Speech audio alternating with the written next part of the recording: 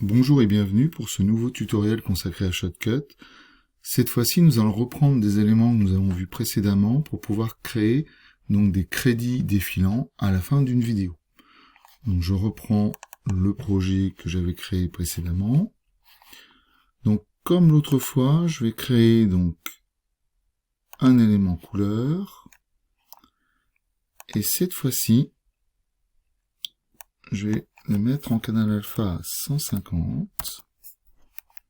Voilà. Voilà. Donc, liste de lecture, je le rajoute ici. Voilà. Je le positionne à la fin de ma vidéo ici. Voilà.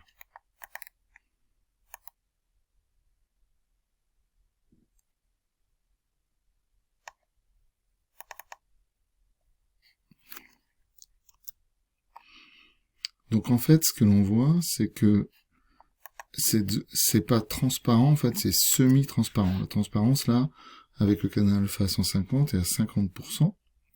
Donc ça, c'est très pratique. On y reviendra, entre autres, pour créer des zones, pour faire des sous-titres. Pour le sous-titrage d'une vidéo. Donc, comme tout à l'heure, je rajoute ici, mince. Donc comme précédemment, pardon, je vais dans les filtres. Je vais d'abord rajouter un texte riche. Voilà. Donc là, je vais mettre mes crédits. Donc, crédit. 2 points. Toutes les vidéos utilisées donc sont des vidéos sont libres de droit.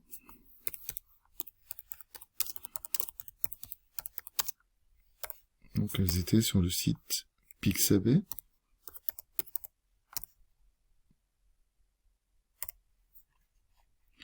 Alors, normalement, on doit donc donner l'origine. Alors si ce sont vos propres photos, etc., vous allez mettre des crédits, donc éléments personnels par exemple.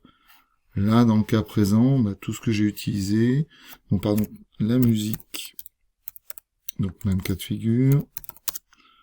Donc là, c'est au bout du fil.com.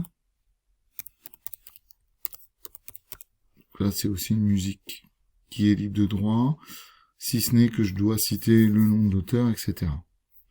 Alors, clairement, pour le faire, il faut aller sur le site, le créditer.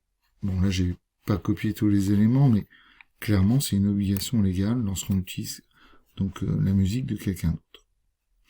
Donc, j'ai fait ces éléments-là.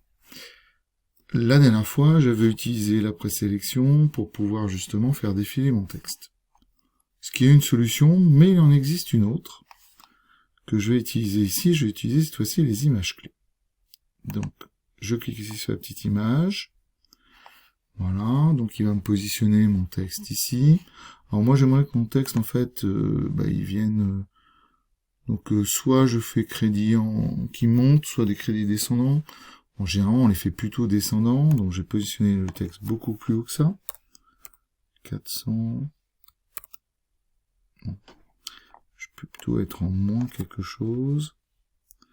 Moins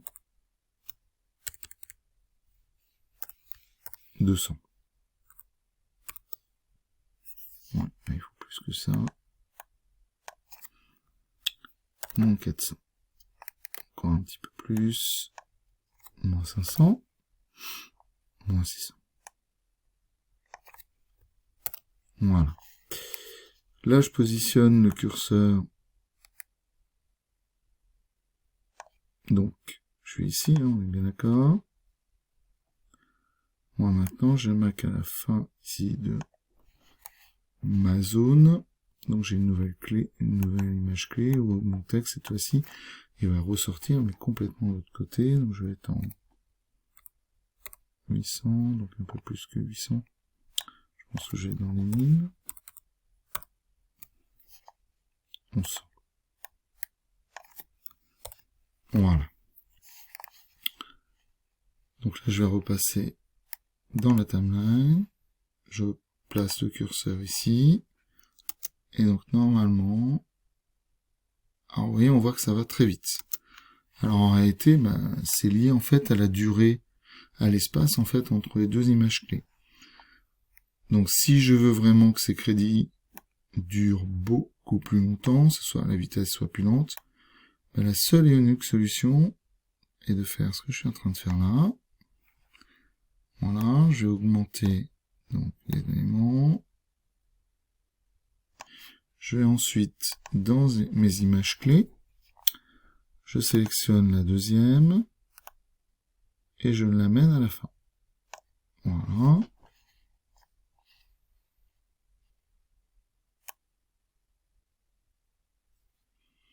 Et là, on voit bien que là, le texte défile beaucoup plus long. Alors par contre, ce que l'on voit, c'est que à la fin, j'ai plus de vidéo. Donc ça, c'est pas un problème.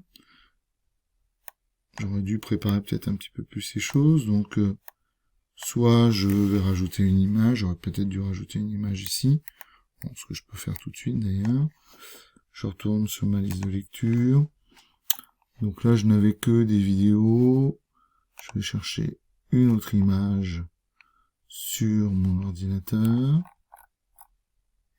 Voilà.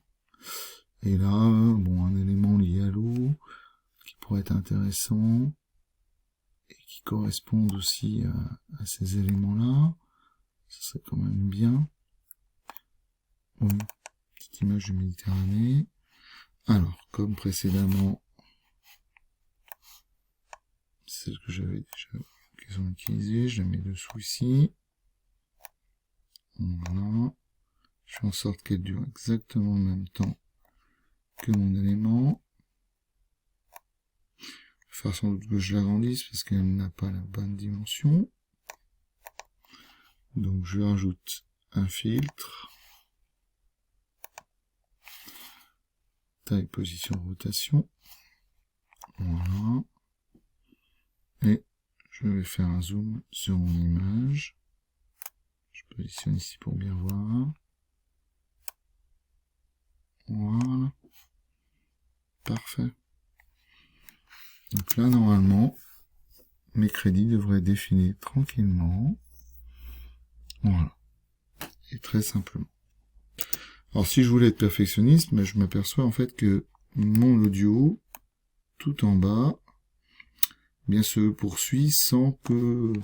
Donc là, normalement, je devrais évidemment le couper. De ce fait, voilà, même chose.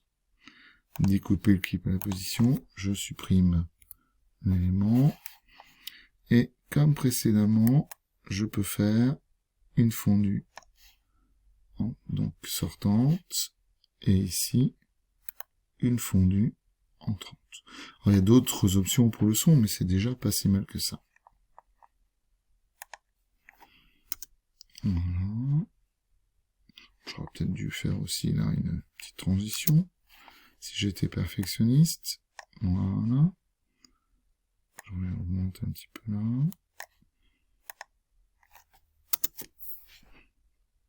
Voilà. Et voilà. Bon, rien de très compliqué en réalité. J'enregistre.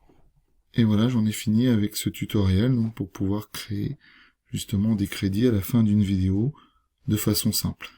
Clairement, j'aurais pu remplacer les images clés parce que nous avons vu dans la description qui me permet de faire un effet défilant comme je l'ai fait auparavant.